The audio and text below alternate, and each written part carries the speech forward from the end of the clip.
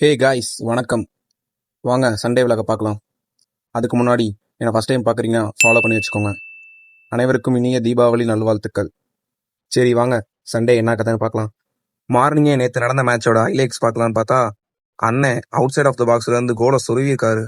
பா, தலைவன் 40 வயசுல இன்னும் அதே ஃபார்ம்லேயே இருக்காரு.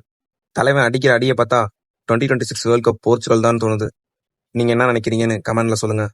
ரைட்டு, அப்படியே நம்ம ப்ரோ வந்தோன்னே அவன் கூட சேர்ந்து செஷனுக்கு போயிட்டு பாய்ஸ்க்கு ட்ரைனிங்கை முடிச்சு விட்டு அங்கேருந்து கிளம்பி நம்ம கால்பந்து ஆட்டத்துக்கு வந்தாச்சு.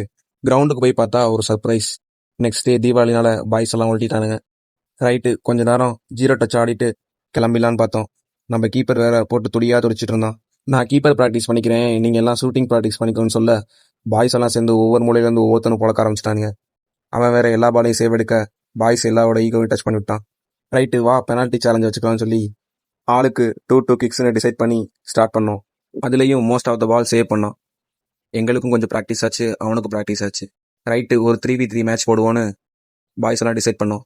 கோல் போஸ்ட்டை செட் பண்ணிட்டு அசிலே ஆட்டத்தை ஆரம்பித்தோம். கேம் நல்லா சுறுசுறுப்பாக போச்சு.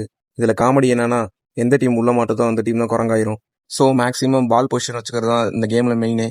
இப்படியே டயர்டாகிற வரையும் ஒரு 40 நிமிஷம் அழ கொடுத்துட்டு எண்டில் கொஞ்சம் நேரம் ஜக்லிங் பண்ணிவிட்டு அங்கேருந்து கிளம்பி வீட்டுக்கு வந்தாச்சு. ஈவினிங் போல் நம்ம ப்ரோக்கு ட்ரெஸ் எடுக்க போகலான்னு சொல்லி கடைக்கு போயிட்டு அப்படியே வர வழியில் நம்ம புரோட்டீன் கடையை பார்த்தோன்னே புரோட்டீனை உள்ளே இறக்கிட்டு இங்கேருந்து கிளம்பி நைட்டு போல் ஃபுட்பால் ஜெர்சி வாங்கலான்னு பாய்ஸை கூட்டிகிட்டு பஜார் கிளம்பியாச்சு. இந்த க்ரௌடில் எவன் எங்கிட்டு போனான்னு தெரியல, டவரும் கிடைக்கல, ஒரே அழகுடுப்பாயிடுச்சு.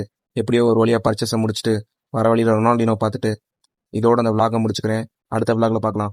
ஹாப்பியாக இருங்க.